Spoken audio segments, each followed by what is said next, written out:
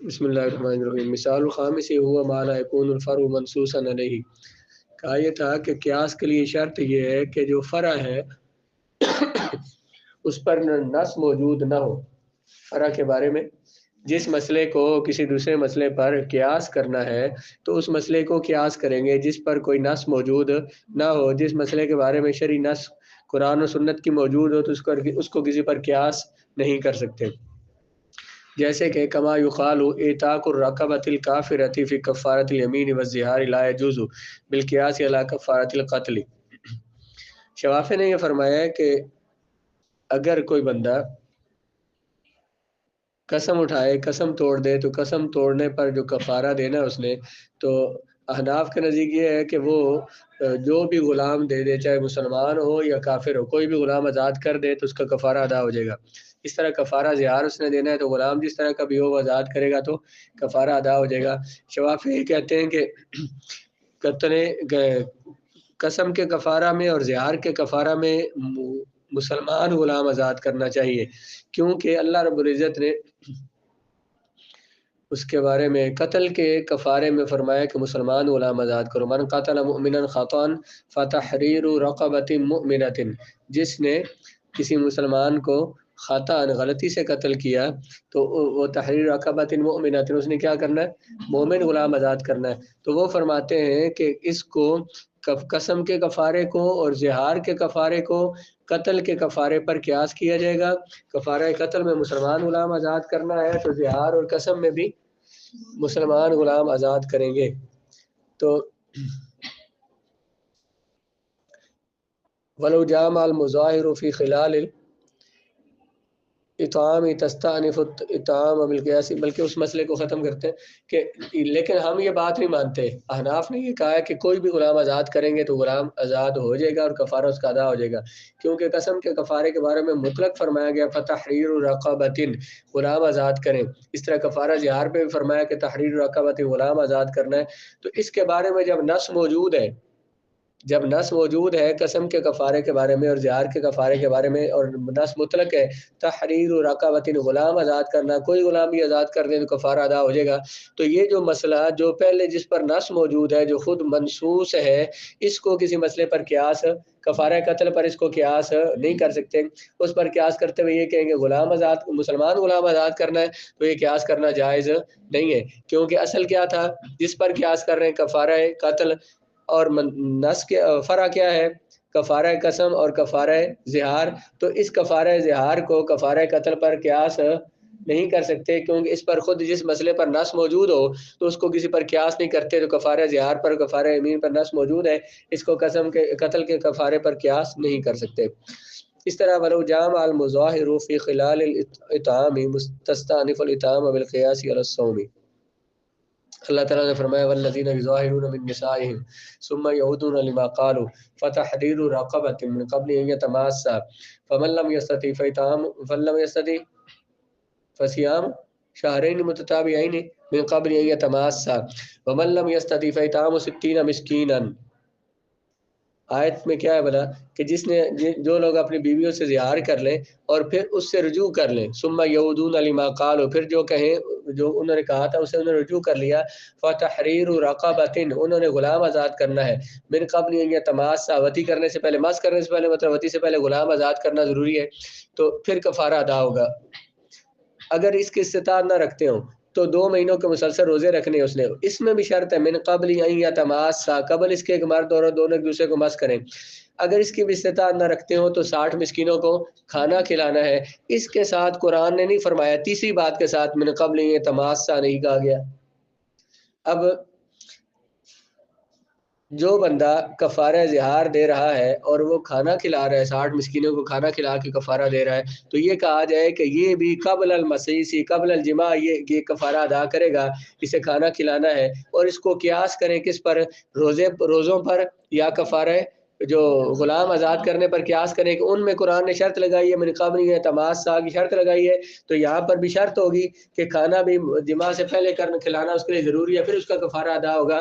تو کہتے ہیں یہ شرط نہیں لگا سکتے، کیونکہ یہ جو مسئلہ ہے جو کہ روزہ رکھنے کی استطاعت نہیں رکھتا، فَإِطْعَامُ 60 مسکینا، تو اس کے ساتھ یہ خود نص موجود ہے، نص مطلق ہے، اس کے ساتھ کھانا وتی سے پہلے کی قید نہیں لگائی گئی ہے، تو اس کو قیاس اس نص پر نہیں کریں گے جس میں وتی سے پہلے روزے رکھنے کی یا قید لگائی گئی ہے، تو اس پر قیاس نہیں کریں گے، کیونکہ یہ مسئلہ خود کیا ہے، منصوص علیہ ہے، اس پر نص موجود ہے کیا کہ فیطام ستین مسکین اتنا فرمایا ہے، من قبل یہ تماسا کی شرط اس کے ساتھ نہیں ہے، تو اس کو کھانا کھلانے کو روزہ رکھنے پر یا غلام آزاد کرنے کے مسئلے پر قیاس نہیں کریں گے،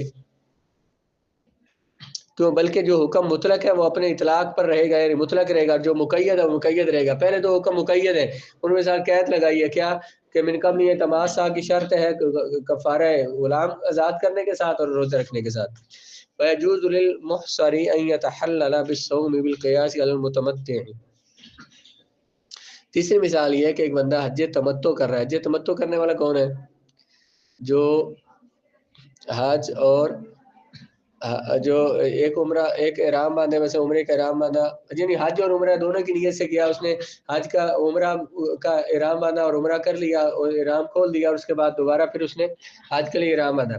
تو حج تمتع کرنے والا اور حج قران والا جو ہے، قران والا کون سا ہے؟ جس نے ایک ہی احرام میں حج اور عمرہ کیا اور اس نے دو احراموں کے ساتھ حج اور عمرہ کیا۔ یہ دو حج قران اور تمتع کرنے والے نے ایک احرام میں یا ایک سفر میں یہ جو دو نعمتیں حاصل کی ہیں، اس کا شکرانہ ادا کرنے کے لیے اس نے قربانی دینی ہوتی ہے، اسے ہدی کہتے ہیں، تمتع اور قران والے نے۔ تو جس طرح اگر متمتع حج تمتع کرنے والا اگر یہ ہدی کا جانور نہ پائے تو وہ روزوں کے ذریعے احرام کھول سکتا ہے، اور اسی طرح اس پر قیاس کرتے ہوئے متمتع تمتع کرنے والا اس پر قیاس کرتے ہوئے کوئی شخص یہ کہے، جیسے امام شافعی کا مسئلہ ہے کہ محصر جس کو اس نے احرام باندھا ہوا تھا، حج کے لیے آ رہا تھا، تو لیکن اس پر کوئی پابندی لگا دی گئی، اسے حج میں آنے سے روک دیا گیا، حج کرنے سے کسی بیماری کی وجہ سے روک گیا یا دشمن نے روک دیا، تو اس کے لیے بھی یہ جائز ہے کہ وہ اگر قربانی کا جانور نہ پائے تو روزے رکھ کر احرام کھول سکتا ہے۔ کہتے ہیں یہ قیاس کرنا درست نہیں ہے۔ حج تمتع کرنے والا جو اس نے کیا دینا تھا، اصل میں تو ہدی قربانی دینی تھی، اس نے قربانی نہیں دے سکتا تو وہ کیا کرے؟ روزے رکھے گا، 10 روزے رکھنے اس نے۔ تو اس پر قیاس کرتے ہوئے اگر یہ کہا جائے کہ جس کو حج کرنے سے روک دیا گیا یا عمرہ سے روک دیا گیا وہ احرام میں تھا، محصر جو ہے، تو وہ بھی اس کی جگہ پہ قربانی نہ دے، دم نہ دے، بلکہ وہ روزے رکھ لے، تو اس کو قیاس کرنا جائز نہیں ہے، کیونکہ محصر کے بارے میں خود اللہ رب العزت نے فرما دیا ہے، اس پر نص موجود ہے۔ کیا ہے؟ وَإِنْ أُخْسِرْتُمْ فَمَا اسْتَيْسَرَ مِنَ الْهَدْيِ فَإِنْ أُخْسِرْتُمْ اگر تمہیں حج میں روک دیا جائے یہ عمرے میں، فَمَا اسْتَيْسَرَ مِنَ الْهَدْيِ تو تم کیا کرو، جو ہدی تمہیں آسانی سے مہیا ہو تو وہ تم اس کے بدلے میں پیش کر دو، تو تمہاری احرام کی پابندیاں ختم ہو جائیں گی۔ یہاں روزے کا حکم نہیں دیا گیا، یہاں صرف یہ کہا گیا کہ اس نے ہدی دینی ہے، تو یہاں روزوں کی اجازت اسے نہیں ہے۔ رسول اللہ علیہ السلام جب حدیبیہ پہ تشریف لے گئے تو حدیبیہ کے مقام پہ صحابہ نے احرام باندھے ہوئے تھے، 7 جانور لے کر گئے تھے، تو ان کو وہاں پہ روک دیا گیا، تو حضور علیہ السلام نے پھر وہ جانور بھجوا دیے، انہیں حرم میں ذبح کر دیا گیا، اور جب وہ ذبح کر دیا گیا تو پھر صحابہ نے احرام وہیں پہ حدیبیہ میں کھول دیا، اور یہ ابھی تک حرم میں نہیں پہنچے تھے، حرم کی حدود سے باہر ہے حدیبیہ، تو وہاں پہ حضور نے کھول دیا احرام۔ والمتمتع اذا لم يصم في ايام التشريق يصوم بعدها بالقياس على قضاء رمضان۔ یہ جو حج تمتع کرنے والا ہے جب یہ ہدی نہ لا سکا تو اگر یہ ایام تشریق میں روزے نہ رکھ سکے تو اسے یہ کہا جائے کہ یہ بعد میں قضا کر لے، اور اس کو رمضان کے روزوں پر اس کو قیاس کیا جائے تو یہ بھی صحیح نہیں ہے۔ رمضان میں کوئی بندہ روزے نہ رکھ سکے تو بعد میں قضا کرے گا نا، تو جس بندے نے حج تمتع کرنے والا جو ہے جب وہ قربانی نہ کر سکا تو اس کی جگہ پہ روزے رکھنے ہیں۔ اگر یہ کہا جائے کہ ایام تشریق میں یہ روزے نہیں رکھ سکا تو بعد میں رکھ لے، کبھی بھی سال میں رکھ لے، جس طرح کہ اس کو قیاس کیا جائے رمضان کے روزوں کی قضا پر کہ رمضان کے روزے سے سال میں جب کر سکتا ہے تو یہ بھی جب چاہے قضا کر لے، تو کہتے ہیں یہ حج تمتع کے جو روزے ہیں، متمتع کے جو روزے ہیں، ان کو قیاس کرنا، قضائے رمضان کے روزوں پر قیاس کرنا، یہ قیاس بھی صحیح نہیں ہے۔ متمتع جب ایام تشریق سے پہلے روزے نہ رکھ سکے، ایام تشریق سے پہلے، تو ایام تشریق کے بعد روزے رکھ لے قضاء رمضان پر قیاس کرتے ہوئے، تو یہ صحیح نہیں ہے، کیونکہ اگر فرع کے بارے میں پہلے ہی نص موجود ہے، وہ ہے کس کو قیاس کیا بھلا؟